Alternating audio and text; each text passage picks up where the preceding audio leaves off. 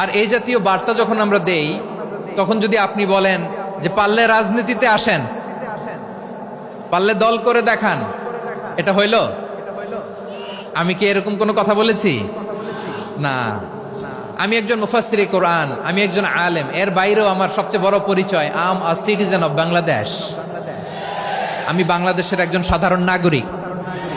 আমার দেশের যে কোনো সমস্যা, যে কোনো ইনকনসিস্টেন্সি, অসঙ্গতি নিয়ে মত প্রকাশের স্বাধীনতা আমার আছে না নাই?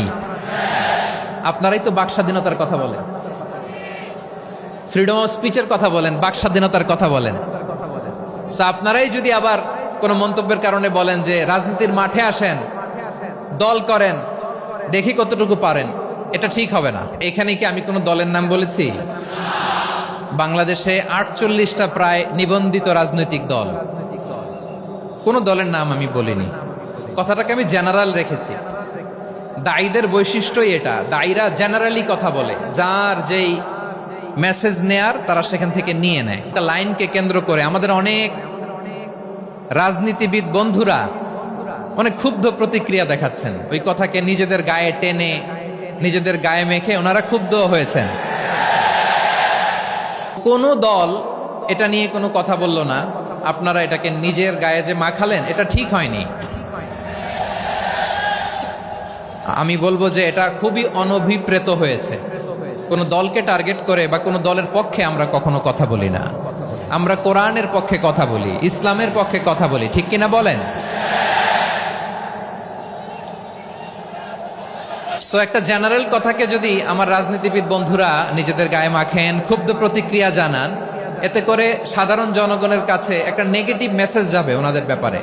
এটা হোক আমরা চাই না। তো আমার প্রিয় রাজনীতিবিদ বন্ধুদের আমি বলবো, কথাটা ছিল ভেরি জেনারেল, এটা নিজেদের গায়ে মাখানোর কোনো দরকার নাই। আমরা এই যে এক্সিস্টিং যে রাজনৈতিক চর্চা, এটা থেকে আমরা বেরিয়ে আসতে চাই। আমরা চাই না এদেশে চাঁদাবাজি, দখলবাজি থাক, ঠিক কিনা বলেন? এদেশে কোনো দুর্নীতি থাক, টেন্ডারবাজি থাক, এগুলো আমরা চাই। আই হেট পলিটিক্স একটা জেনারেশন আছে, এই বেশিরভাগ জেন জি অফ সিলেট, এরা আই হেট পলিটিক্স জেনারেশন। এরা পলিটিক্সকে পছন্দ করে না। তো কেন করে না, এর দায়ভার আমাদের আছে না নাই? আছে। এবং আমরা দেখেছি ক্ষমতার পালাবদল যখন হয়, এক সরকার যায় আরেক সরকার আসে, তখন দুর্নীতির ফিরিস্তি আমরা জানতে পারি, এর আগে জানতে পারি না। প্রতিটা দলের ভেতরেই আমরা এই বাজে চর্চাটা দেখেছি। সো এখন আমাদেরকে শুধরে নেওয়ার সময় এসেছে। এটা এই সুন্দর সময়, নতুন প্রভাতের বাংলাদেশ, নতুন ভোরের বাংলাদেশ, এই সময় আমরা কাদা ছোড়াছড়ি যেন না করি। আমাদের শপথ নেওয়ার সময় এসেছে। প্রতিটি দল, নিবন্ধিত 48টি, সবগুলো দলের এখন শপথ নেওয়া উচিত যে আমরা কোনোদিন আর চাঁদাবাজি করব না, টেন্ডারবাজি করব না, দখলবাজি করব না। আমরা সব সময় দেশের পক্ষে থাকব, সব সময় দেশের পক্ষে থাকব। সেই কথাগুলো ছিল ভেরি জেনারেল।